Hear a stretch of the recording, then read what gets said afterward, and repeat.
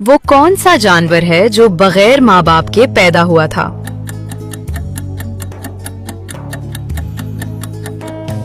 सही जवाब ऊँटनी, जो हजरत सालेह अलैहिस्सलाम के लिए पत्थर से पैदा हुई थी। अगला सवाल, कौन सा जानवर अपने बच्चे को थैली में रखता है?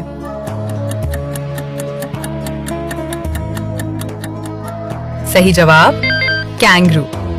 अगला सवाल, वो कौन सा जानवर सबसे ज्यादा ऊंचा होता है?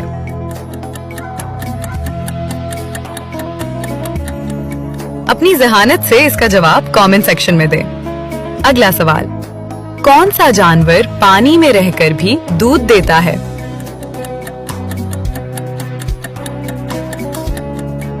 सही जवाब डॉल्फिन। अगला सवाल, वो कौन सा जानवर खतरा महसूस होते ही गोल हो जाता है?